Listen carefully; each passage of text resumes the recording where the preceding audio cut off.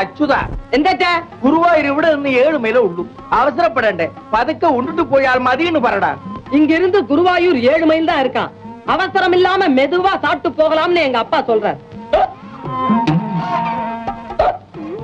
இன்னே அவசரம் மெதுவா தான் சொன்ன எங்க ஓடி போகுது காலம் படா காலம் தொண்டை அடிக்குது தண்ணிய குடி காரசாரமா சாப்பிட்டு மன்னாருக்கு பழக்கம் இல்ல போல் இருக்கு நேற்று இந்த காரம் எல்லாம் ஒண்ணும் பண்ணாது விக்கலே வராது பாத்தியாடா அவளை சொல்லிட்டு நீங்க விக்கிறடே இந்தாங்க தூத்து சாப்பிடுங்க பல ஊர்ல எங்களை மாதிரி கண்ட பலகாரத்தை தின்னு பழகி இருக்கணும் ఏమమ్మా అందరూ కారం కారం అంటున్నారే మన గోంగూర పచ్చడి కంటే ఇది కారమా ముందు నువ్వు నీళ్లు తాగమ్మా ಇವರೆಲ್ಲ ಬಿಕ್ಕಳ ನೋಡಿದ್ರೆ ತುಂಬಾ ತಮಾಷೆ ಆಗಿದೆಯಲ್ಲ ಹೌದು நீர் குடியம்மா ஏங்க ஆகாரம் சாப்பிடறதுக்கு முந்தி இவங்க எல்லாம் ஒரு முடக்கு தண்ணியை குடிச்சா என்ன ஏண்டி என்னது எல்லாருக்கும் ஏன் இப்படி தின்னு இருக்கு மண்டு முதல்ல நீ தூத்தத்தை குடிடா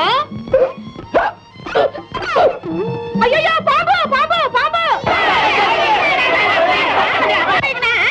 இப்ப எல்லாருக்கும் விக்கல் நின்னு படுத்தா இல்லையா ஆஹா நின்னுடுதே பாத்தேடா இப்படி ஒரு ஷாக் நியூஸ் சொன்னா விக்கல் நின்னு போடுன்னு பெரியம்மா சொல்லுவா அது கரெக்டா படுத்து உட்காருங்க எல்லாரும் சாப்பிடுங்க உட்கார்றா என்னங்க இந்த குருவாயூர் ஸ்தலத்தை பத்தி நம்ம பேராசிரியரை கொஞ்சம் விளக்கமா சொல்லுங்களேன் அவர் முதல்ல சாப்பிட்டோம் அப்புறம் கேட்கலாம் நான் இந்த ஸ்தலத்தை பத்தி நிறைய படிச்சிருக்கேன் ஆனா இப்பதான் முதல் முறையா நேர்ல பார்க்க போறேன் என்னங்க நம்ம கேப்டன் குடும்பம் எல்லாம் இந்த பக்கத்தை சேர்ந்தவங்க தானே ஆமா அவங்கிட்ட இந்த ஸ்தலத்தை பத்தி கேட்டா அழகா சொல்லுவாங்களே അച്ഛാ ഗുരുവായൂർ സ്ഥലത്തിന്റെ മഹിമയെ പറ്റി എല്ലാവരും അച്ഛനോട് പറയാൻ പറയുന്നു ഒന്ന് പറച്ചാ എടി മോളെ നിന്റെ അച്ഛന് തമിഴ് അറിഞ്ഞൂടാ ഇവർക്കാണെങ്കിൽ മലയാളം പറഞ്ഞാൽ മനസ്സിലാവൂല്ല അതുകൊണ്ട് മോനെ അച്യുതാ നീ തന്നെ ഒന്ന് പറയടാ എടാ ഞാൻ പറയാന്ന് ഞാൻ പറയാം ഞാൻ തന്നെ പറയും ஏங்க இந்த கேப்டன் மகனும் மகளும் ஏன் இப்படி அடிக்கடி சண்டை போட்டுக்கறாங்க அவரு பட்டாளத்துல சண்டைக்கு போயிட்டு வந்ததுக்கு அப்புறம் பிறந்திருப்பாங்க ஓஹோ எடா அச்சுதா நீ பாரு குருவாயூர் மகிமையை பத்தி எங்க அப்பா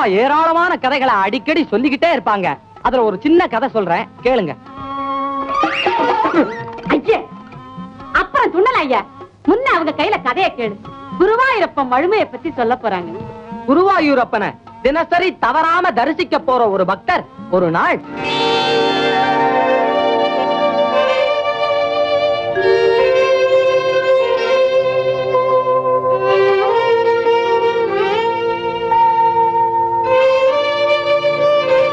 குருவாயூரப்பா நாராயணாய நளினாய தலோச்சனாய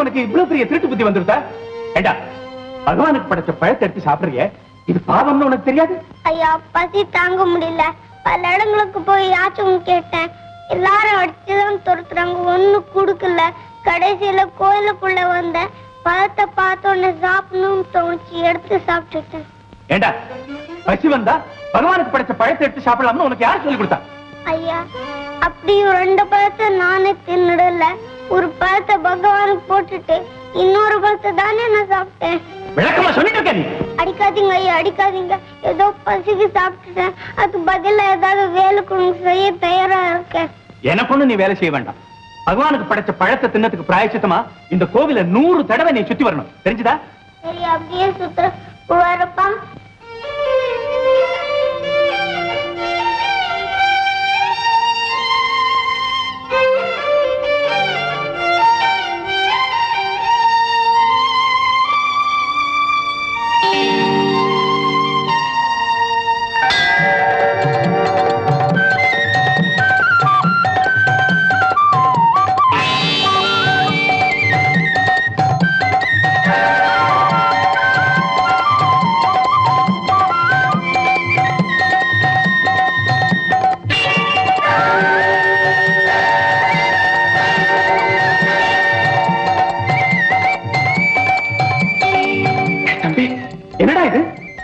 மந்திரமா என்னத்த சொல்றது கோயில சுத்தி வரப்போ ஒரு முறை நீயா தெரியற இன்னொரு முறை என் ஆண்டவன் குருவாயூரப்பனை சுத்தி வர மாதிரி தெரியுது என் கண்ணுக்கு தான் அப்படி தெரியுதா?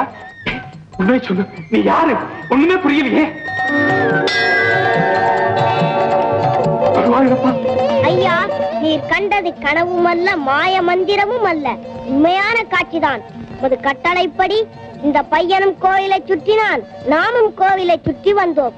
ஐயோ ஆண்டவா, என்ன அபச்சாரம்! அபச்சாரம் ஒன்றும் நடந்து விடவில்லை. 2 பழங்களை வைத்து நீர் எம்மை வணங்கினீர். ஒன்றை சிறுவன் சாப்பிட்டான், மற்றொன்றை எமக்கு சமர்ப்பித்தான். பழத்தை நாங்கள் இருவரும் சமமாக பங்கிட்டுக் கொண்டதால் நீ கொடுத்த தண்டனையை நாங்கள் இருவரும் சேர்ந்து அனுபவிக்க வேண்டியதுதானே முறை. அதற்காகத்தான் ஒரு சுற்று அவனும் மறு சுற்று நானும் சேர்ந்து சுற்றி இருவரும் நீ கொடுத்த தண்டனையை சமமாக பங்கிட்டுக் கொண்டோம். அப்பா, என்ன மன்னிச்சிருக்கியா? என்ன மன்னிச்சிரு. உன்னை என்னன்னு பாராட்டு. இதுதான் எங்க அப்பா சொல்ற கதை. தெரியாத்தனமா ஒரு பழத்தை அந்த சின்ன பையன் திருடி தின்னிருந்தாலும் இன்னொரு பழத்தை பகவானுக்கு அர்ப்பணம் பண்ணிட்டதனால பையனுக்கு கிடைச்ச தண்டனையில தனக்கும் பங்குண்டுன்னு நேரா வந்து நிரூபிச்சு காட்டிட்டாராம் குருவாயூரப்பன். ஆஹா, என்ன அற்புதம்! ஒரு குழந்தைக்காக மனசிறங்கி அந்த குருவாயூரப்பன் நேரே வந்து காட்சி கொடுத்திருக்காருன்னா உலகத்துல உள்ள மற்றவங்களுடைய குறைகளை எல்லாம் தீர்க்காமலா போயிடுவாரு. புறப்படுங்க, முதல்ல அந்த கருணாமூர்த்தியை சேவிப்போம்.